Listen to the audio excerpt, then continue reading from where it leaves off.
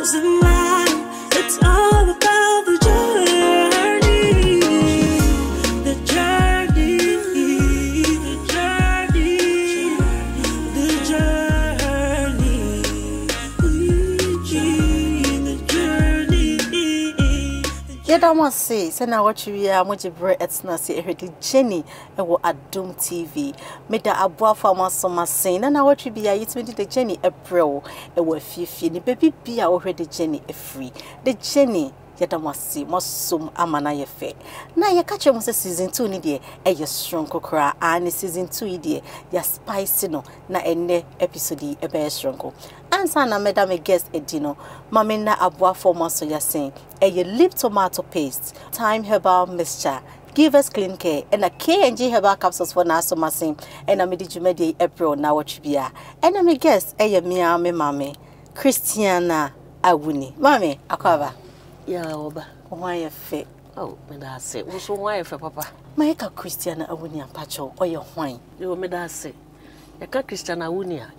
Christiana Awuni or baby when young couple. I should have bonus from comfort. A baby as sim say, or may ye o yichre, and chairman sign, no monsieur dear woman. Na Christiana Awuni say 100% northern, upper east, 100%. But your woman come as a bantama. Now, me did about 10 years no, and I'm mamma me called not. Me ko nyini wo kakra na mba akra crash metna nima 441 kakra labadi kakra nkrande Christiana Awuni abobra kakra o kakra wa hase ti kakra na onyankopon e de na ba sinemu ti se ubisa Christiana Awuni a baby am free and baby sure no ma dey na wo ye before I be joining as an actress. A dear na oye that time no. Yo na me ye tie and dye and a lata soap yibi and a screen printing. Oh, okay. Tie and dye and batik and a screen printing. Wow. And a not me. It's uba acting mujai and I say we both no. Me jai. Me ratting no me jai. A brainy ho. Not a brainy ho. Satam na a brainy ho. Me ye intino. Me fa baako. Ye can say actress and as a celebrity our Ghana. O joining movie industry aboa brabo and as say wa brabo. Ma me meka say aboa me fi say emo me ankende me ne mienu ke yenhia entra eni nkomo e na fe so me pia sebe me ho nkyere me sa te say ebia obi a onye celebrity ko ba bia no be kyere no me no me ko ba bia metimi wuram passport ena bibia mitiminya ena fe so say me dru baby na me ho kyere me a manim we nya boafo ama na be yimi afrimu enti meka say aboa me na baby kakra bi amoa me ne say de obi be ye no mintimi nye wa bonten ebia na me na mabonten ne kom de me cho baby si ho mintimi wura ho no obi betimi wura ho edidi ata friend nsa se ne ope so mintimi wura ho pe menya mane menya asem ana mintimi ton ade so wo kwa ho te say bribi me ni Rose Mensa ye kwaton ade wo tema station a omu huro ye ya me firi ho sanity. Wow. Yai omu huro ye but you know kwaton the movie and as a normal life force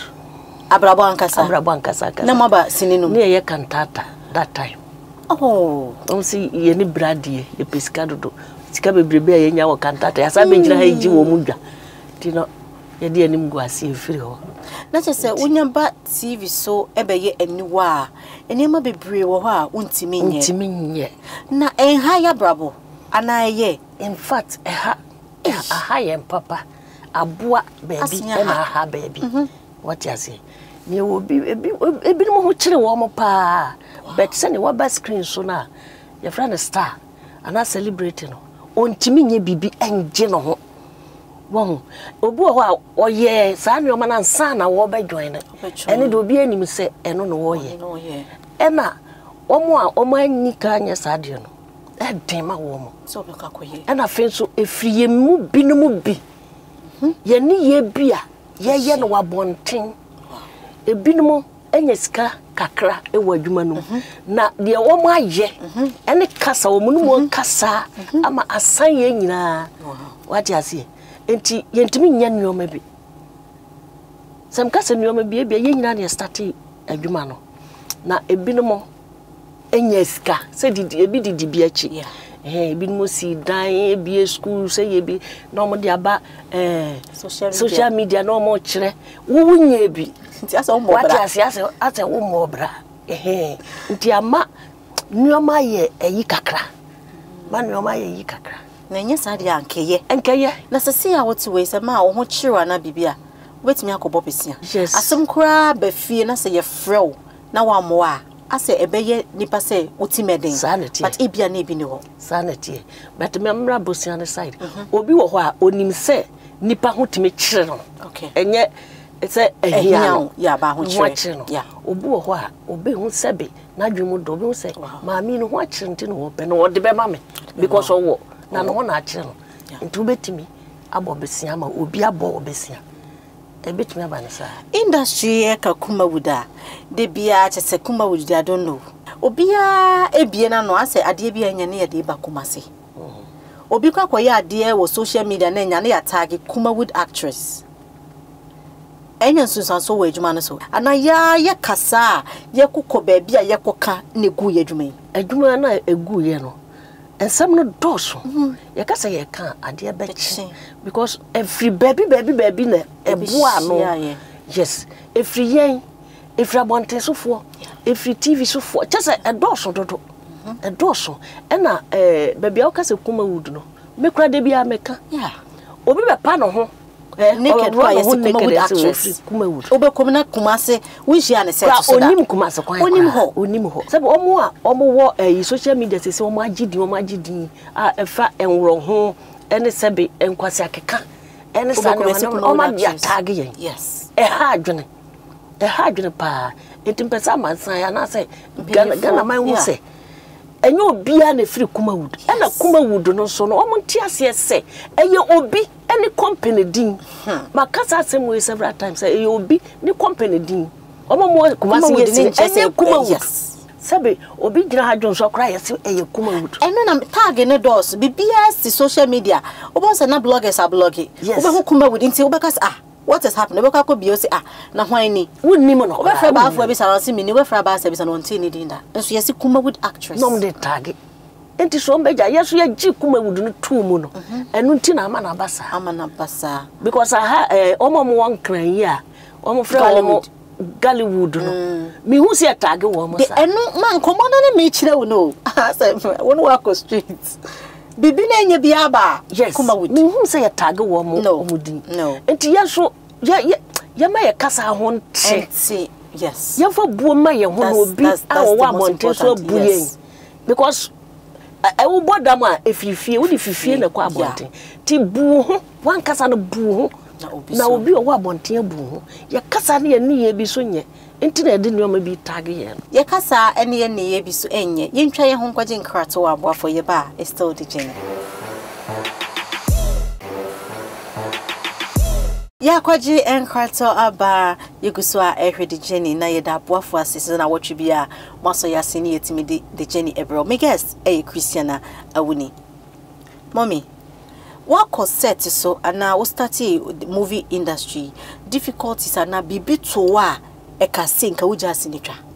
ensem bebre eye ya nkasa ye ho na ene manka ujai mi jai bete chire mi hu se me manipa obi mu babam because mi nim ni onyankopon ahehya ma me we nipa te se mi ade enti na me ma ono abu mama free ho na me jai no ono atoa so lessons be na wasi free mu sesei ewiase emfa wo ho ento nipa so bebre enjune nipa ho enjune bone emma wo yonko de bia adwene papa ye papa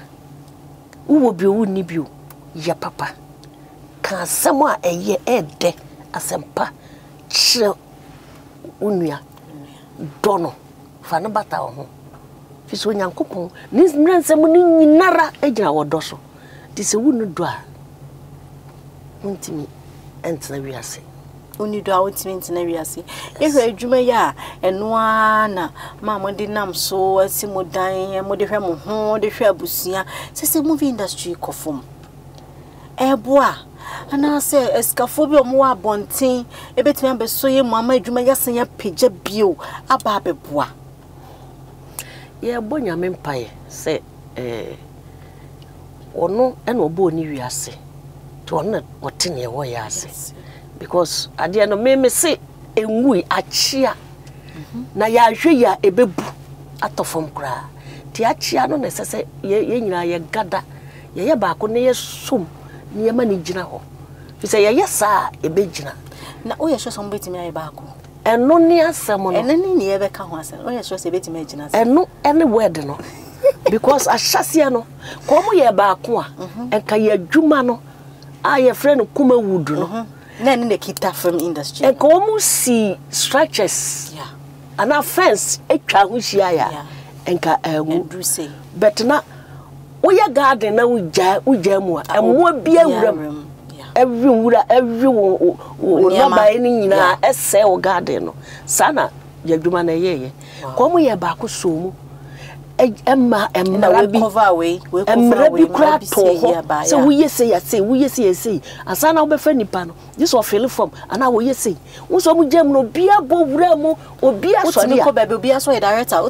utimi to kwan ko bi ubedu kwan bi ncha no be kita camera gina na director ubunim nipa to krada obi timi fa eyi ase camera no wakọ gada nkrofo mi ni wo so wo twesen obi timi fa camera ye di twitwa pictures yi keke ani phone no wakotwa story fo bi tantan ni nyina be ka ho ene ku adwuma no enti se ombesa ye baako eno ni word na obi sam se me giri so ombe ya ye bonya me mpaye so omo ankasa se aka wo mo yes aka wo mo yes aka wo mo pa ye de ye fa ne se ai ye bonya bebe na wo mo so yes ti omo nanwene no mo sumie ma wo mo adwene no mo nkamom na afedie omo nyina brane na adwuma no enye yi na achia no omo ntene no enye na ma Christy simunjina brani na chia no yentene na adwuma no ensan enjina so de yentwa ye ho enkwaje nkrato aboafo ye ba still the journey ya kwaje enkrato aba oguswa the journey na me guest Christiana Awuni mommy na waware ana sesena the journey of your private life and also ekoseng we be sasemu ma ware ajai okay no mami no oh fine but your man mema e mami no wow owo na wo mi tundra sa ai eni efie ho de eni obre tundra sa o so ware oh okay okay oh one tis one nanom yeah oh beautiful oh family nefe answer na obekono emma ya ba ne social media so the phone si wo so obe trendy yenyi ye ho ebeboa yenyi ye niama bi na yenya din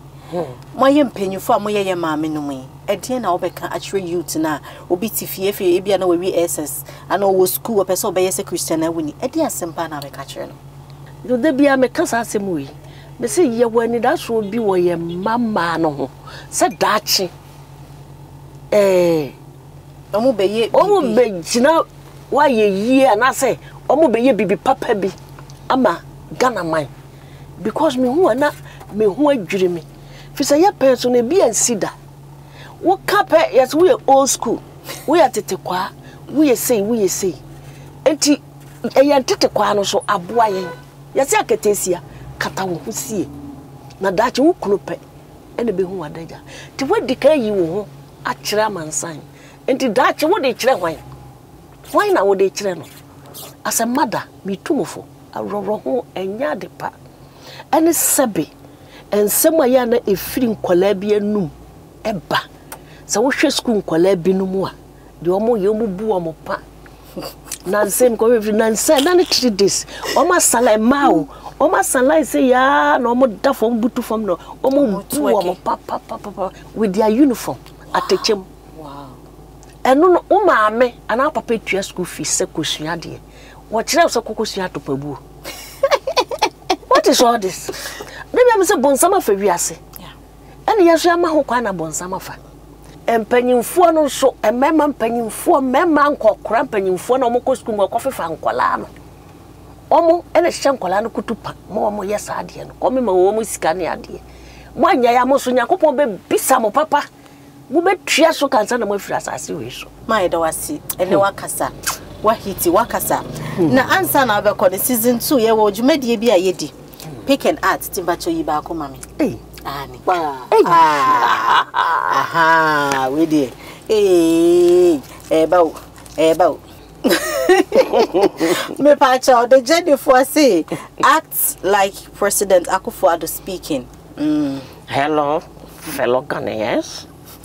I don't want to be one so I do this one wow and what this one girl one the promo show on your memory oh fine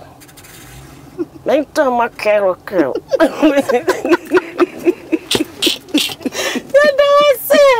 oh, and I was so bad the journey so aha and I brave my did esi mini se wa wo fie ne wani age wasia de me hair Santis hair afi me outfit different dream boutique mini ya or brekum and no share matade man ne me ho ye fefefe da se ne ye besan ahia the journey so asem ba ko na da bia meka me se nyame wo ma ebe yi